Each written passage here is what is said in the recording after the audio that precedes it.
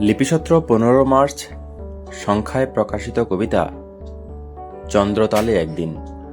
কবি সুশোভন। মাঘী পূর্ণিমার এই রাতে পাহাড়ের গা বেয়ে অমৃতধারার মতো পড়ছে না ফোটা ফুলের মতো পবিত্র টলটলে জ্যোৎস্নার জল।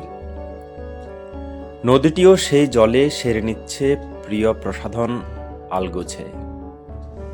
এইসব মুহূর্তেই অমৃতলোক থেকে দল বেঁধে নেমে আসে তারা, সূক্ষ্ম ডানায় ভর করে একে একে ভেসে আসে জলের কিনারে অনায়াস।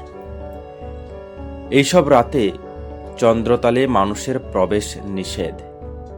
সাদা রাজহংসের মতো নরম আলোয় ভেসে আসে রূপবতী পরীদের দল।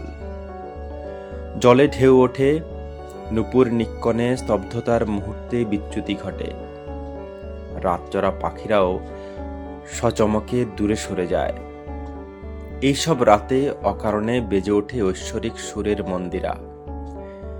তারপর রাত ঘন হয়ে এলে তারারাও একে একে নিভে যেতে থাকে। ডানা ঝাড়া দিয়ে রাজহংসীর মতো একে একে তারাও বিদায় নেয় অলস ক্লান্তিতে। শুধু পড়ে থাকে অনির্বচনীয় এক সুর। পৃথিবী এগিয়ে চলে নিজস্ব নিয়মে। আরও এক ভোরের আলোয় মুখ ধুয়ে আপন ঐশ্বর্য নিয়ে দেখা দেবে বলে।